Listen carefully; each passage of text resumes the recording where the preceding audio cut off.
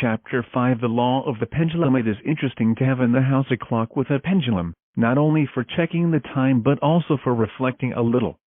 Without its pendulum, this type of clock does not function. The movement of the pendulum is profoundly significant. In ancient times the dogma of evolution did not exist. In those days the sages understood that historical processes always take place according to the law of the pendulum. Everything has its ebb and flow, its rise and fall, increase and decrease, moves to and fro in accordance with this marvelous law. It is not strange at all that everything oscillates, that everything is subject to the swaying of time, and that everything evolutes, evolves, and involutes. Joy lies at one extreme of the pendulum, sorrow lies at the other one. All our emotions, thoughts, longings and desires swing in accordance with the law of the pendulum. Hope and desperation, pessimism and optimism, passion and suffering, triumph and failure, profit and loss, assuredly correspond to the two extremes of pendular movement. Egypt rose, with all its power and majesty, on the banks of the sacred river. But when the pendulum went to the other side, when it rose by the opposite end, the country of the pharaohs fell and Jerusalem rose, the city beloved by prophets. Israel fell when the pendulum changed position and the Roman Empire rose at the other extreme end. The pendular movement raises empires and makes them fall. It causes the ascent of powerful civilizations and afterwards brings about their destruction, etc. At the right side of the pendulum can be placed the various religions, sects, pseudo-esoteric and pseudo-occultist schools. At the left side of the pendulum's movement can be placed all the schools of materialist type, Marxist, atheist, skepticist, etc., which are the antithesis of pendular movement, changeable, subject to incessant permutation. The religious fanatic, due to any unusual event or disappointment, can move to the other extreme of the pendulum, becoming an atheist, a materialist, a skeptic. Due to any unusual incident, perhaps a metaphysical or transcendental event or a moment of indescribable terror, a materialistic and atheistic fanatic can shift to the opposite extreme of the pendulum's motions and become an unbearably religious reactionary. Example: a priest defeated by the polemics of an esotericist, in desperation became incredulous and materialistic. We knew the case of a skeptical, atheistic woman who, because of a conclusive and definite metaphysical event, became a magnificent exponent of practical esotericism. In the name of truth we must declare that the true and absolute materialistic atheist is a sham, is non-existent. Faced with the proximity of inevitable death, faced with an instant of indescribable terror, the enemies of the eternal, the incredulous ones and the materialists, instantaneously pass to the other extreme of the pendulum and end up praying, weeping and crying out with infinite faith and enormous devotion. Karl Marx himself, author of the Dialectical Materialism, was a fanatically religious Jew who, after his death, was accorded the tributes of a chief rabbi. Karl Marx prepared his materialistic dialectics with a sole purpose, to create a weapon to destroy through skepticism all the religions of the world. This is a typical case of religious jealousy taken to the extreme. In no way could Marx accept the existence of other religions and preferred to destroy them with his dialectics. Karl Marx complied with one of the protocols of Zion, which states literally, "It does not matter if we fill the world with materialism and repugnant atheism. The day when we triumph we will disseminate the religion of Moses properly codified in a dialectical form and will not permit any other religion in the world." It is very interesting to note that in the Soviet Union, religions are persecuted and that the Soviet people are taught the materialistic dialectics whilst within the synagogues the Talmud, the Bible and the religion are studied and they work freely without any problem. The lords of the Soviet government are religious fanatics of the law of Moses, yet they poison the people with the farce of dialectical materialism. We would never pass judgment against the people of Israel. We are only making a declaration against certain elite double-dealers who pursue undisclosed ambitions. Whilst poisoning the people with materialistic dialectics, they secretly practice Moses' religion, materialism and spiritualism with all their resulting theories, prejudices and preconceptions are processed in the mind, in accordance with the law of the pendulum and are fashionable according to custom and time. Spirit and matter are highly debatable, thorny concepts which no one understands. The mind knows nothing about spirit, it knows nothing about matter. A concept is nothing other than just that, a concept. Reality is not a concept, although many ideas can be conceived about reality. The spirit is the spirit, the being, and can only be known to itself. It is written, the being is the being and the reason for the being to be is the same being.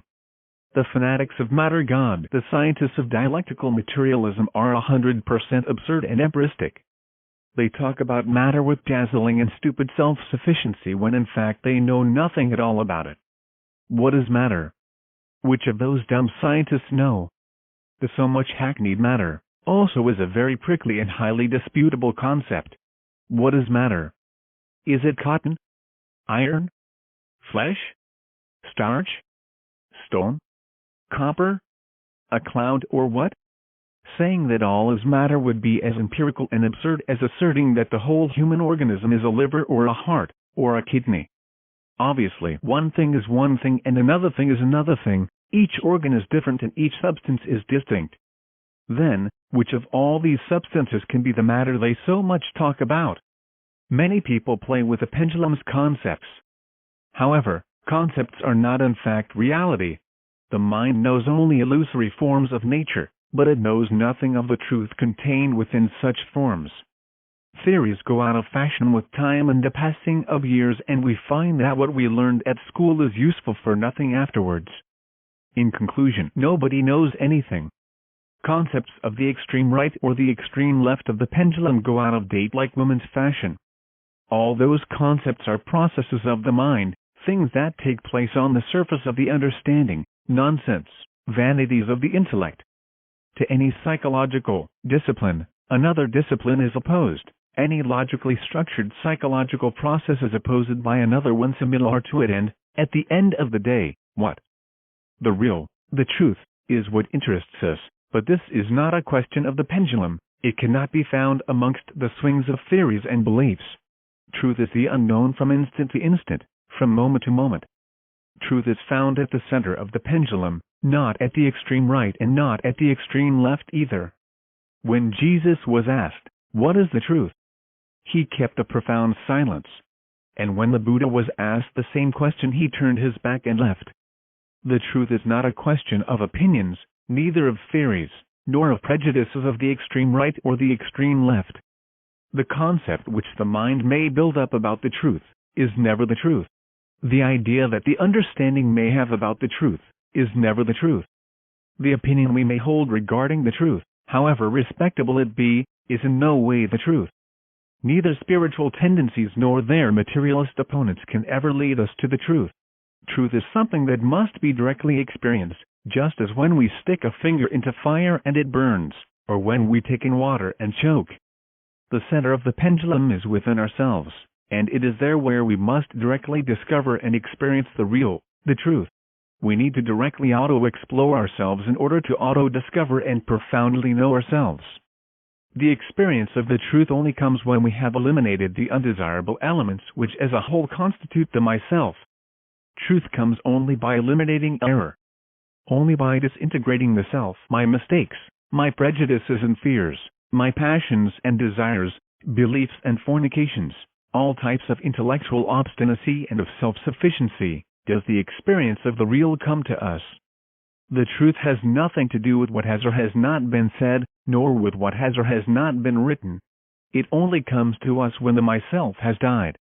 The mind cannot seek the truth because it does not know it. The mind cannot recognize the truth because it has never known it. The truth comes spontaneously to us when we have eliminated all those undesirable elements which constitute the myself, the self. As long as the consciousness remains bottled in the self, it will be unable to experience that which is real, that which lies beyond the body, affections and the mind, that which is the truth. When the myself is reduced to cosmic dust, the consciousness is liberated, it finally wakes up and directly experiences the truth. The great Kabir Jesus rightly said, "Know the truth and it will make you free." What use is there for us in knowing 50,000 theories if we have never experienced the truth? Anyone's intellectual system is very respectable, but any system has its opponent and neither one nor the other are the truth. It is better to auto-explore ourselves in order to auto-know ourselves and, one day get to directly experience the real, the truth. Chapter 6 Concept and Reality. Who or what can guarantee that concept and reality are absolutely equal? Concept is one thing and reality is another. There is a tendency to overestimate our own concepts. Reality equaling concept is almost impossible. However, people, hypnotized by their own concept, always suppose that it and reality are the same. Any psychological process correctly structured by a precise logic is opposed by a different one strongly formed with a similar or superior logic. So what then? Two minds severely disciplined within ironclad intellectual structures, arguing with one another, polemizing, in dispute over this or that reality, each one of them believing its own concept to be exact and the others to be false. But which of them is right? Who could honestly guarantee either case, and which of them do concept and reality prove to be equal? Without question, each head is a world on its own. In each and every one of us, a kind of pontifical, dictatorial dogmatism exists which wants to make us believe in absolute equality of concept and reality. No matter how strong the structures of reasoning may be, nothing can guarantee absolute equality between concept and reality. Those who are self-imprisoned within any intellectual logistic procedure always want to make the reality of phenomena coincide with the elaborated concepts. This is nothing else than the result of the reasoning hallucination. To open oneself to the new is the rare faculty of the man from classical times. Unfortunately, people want to see, to discover, in every natural phenomenon their own prejudices, ideas, preconceptions, opinions and theories. No one is actually receptive, seeing anew with a clear and spontaneous mind. The proper thing would be that phenomena talk to the sage. Unfortunately, sages of this day and age do not actually see the phenomena. They only want to see in them the confirmation of all their preconceptions. Although it may seem incredible, modern scientists know nothing about natural phenomena. When we see in the phenomena of nature exclusively our own concepts, certainly we are not seeing the phenomena, but the concepts. Nevertheless, foolish scientists hallucinated by their fascinating intellect, stupidly believe each of the concepts to be absolutely equal to this or that observed phenomena, whilst reality is different. We do not deny that our affirmations are rejected by everyone who be self-incarcerated by this or that logistic procedure. Without doubt, in no way could the pontifical and dogmatic condition of the intellect accept that any correctly elaborated concept would not coincide exactly with reality. As soon as the mind, through the senses, observes some phenomena, it immediately hurries to label it with this or that scientific term which undoubtedly serves to cover over its own ignorance. The mind does not really know how to be receptive to the new, but it does know how to invent extremely complicated terms with which it seeks to qualify in a self-deceitful way what it certainly ignores. Speaking in a Socratic sense, we will say that not only does the mind ignore, but it is even ignorant of its ignorance. The modern mind is terribly superficial. It has specialized in inventing terms, which are made extremely difficult in order to cover its own ignorance.